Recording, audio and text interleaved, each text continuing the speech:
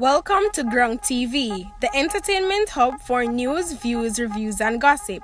Don't forget to like, share, and subscribe, and turn on your notification bell. Welcome back to GRUNG TV. A manhunt has been launched by the police for a man after a woman believed to have been his girlfriend was found with stab wounds inside her house on Manchester Lane in Spanish Town, St. Catherine on Sunday.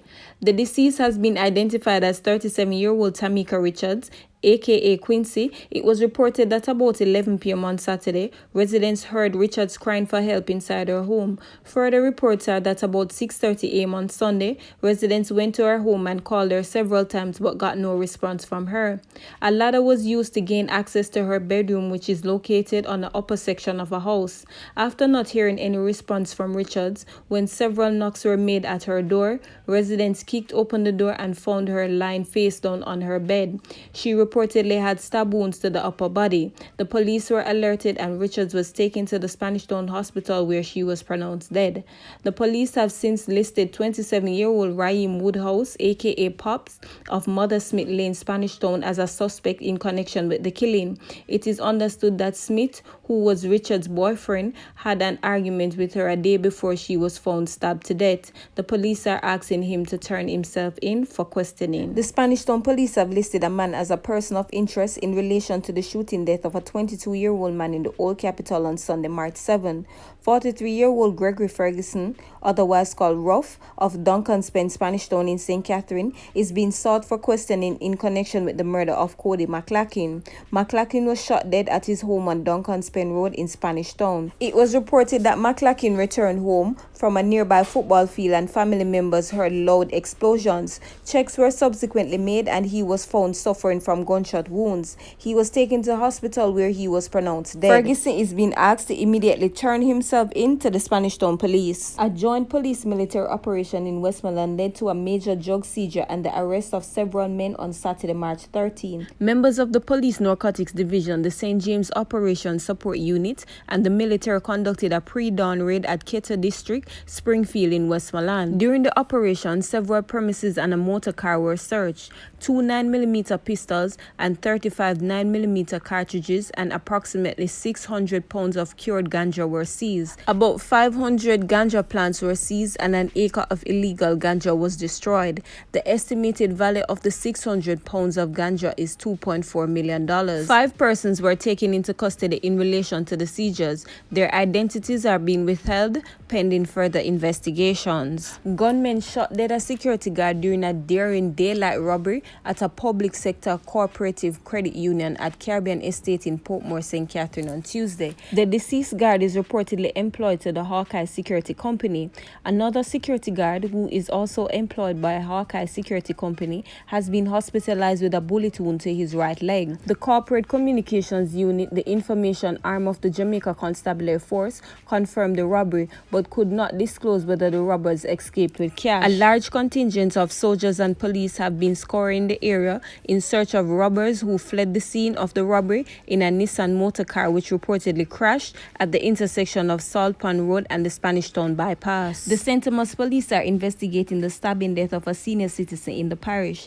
The deceased has been identified as 69-year-old Oliver Brown, otherwise called Mr. Shine, a watchman from Bamboo River in the parish. It is reported that shortly after 9 o'clock on Friday night, a resident was walking along a dirt track in the community when Brown's body was seen lying face down with multiple chap wounds. An alarm was raised and the police were called to the scene. No motive has yet been established for the killing. This brings to 6 the number of persons killed in the parish since the start of the year. Investigators are probing the murder of a woman in Waterford, St. Catherine on Sunday night. About 11 o'clock, residents heard explosions and later found the body of 26-year-old Stephanie Hamilton on Colehurst Road. No motive has been established for the killing. Also on Sunday night, a 26-year-old security guard was shot at his gate in Walls Hill, Sligoville, St. Catherine. Jamaica has recorded 300 murders since January 1st, a 7% increase over the same period last year. The police are probing the circumstances which led to the death of a visually impaired amputee in St. Thomas on Sunday.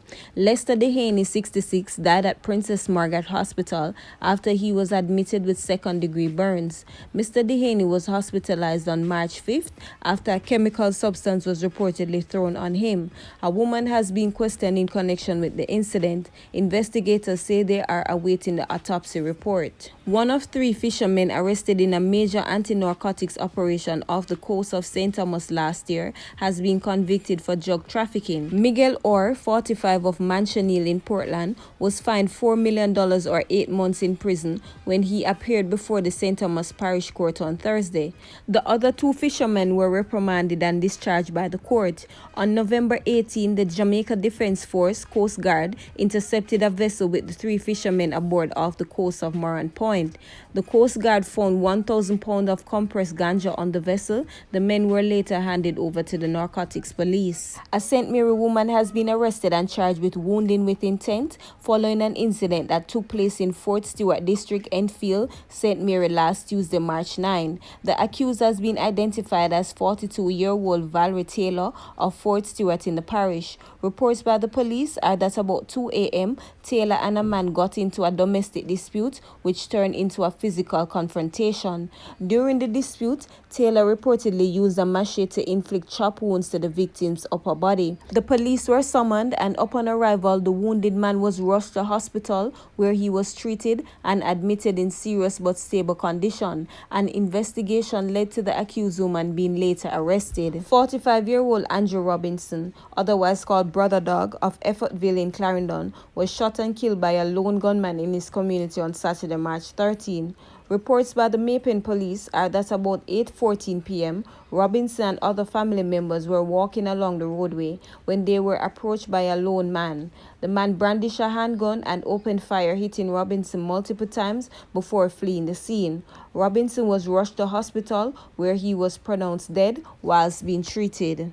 Detectives attached to the Westmoreland Police have commenced an investigation surrounding the death of a man whose body was discovered with wounds in a river in Bath Mountain community on Friday, March 12. The deceased has been identified as 58-year-old Anthony Goodlet, otherwise called Palidred, laborer also of Bath Mountain. Reports by the police are that about 4:30 p.m., passers-by stumbled upon the body and summoned them. On arrival of the police, Goodlet was discovered laying in a river with multiple wounds to his hands and head. The scene was processed and the body removed to the morgue for post-mortem examination. Members of the Counter-Terrorism and Organized Crime Investigation Branch seized the AK-47 rifle and a magazine containing 6 7.62 rounds of ammunition during an operation in Little London, Westmoreland on Monday, March 15. Police detectives are yet to identify a motive behind the shooting death of 2 men by gunmen in Boys Content near Olaba in St. Catherine on Monday. The deceased has been identified as 40-year-old Mason Caron Bailey, otherwise called Kring Kring, and 38-year-old Oral Lewis, otherwise called Bally, both of Crawl Pen in Boys Content. Reports are that about sometime after 8 p.m., the men were at a bar along Boys Content Main Road when a motor car drove up. Armed men alighted from the vehicle and opened fire, hitting both men. The gunmen then made their escape from the scene in the waiting motor car. The wounded men reportedly died at the scene.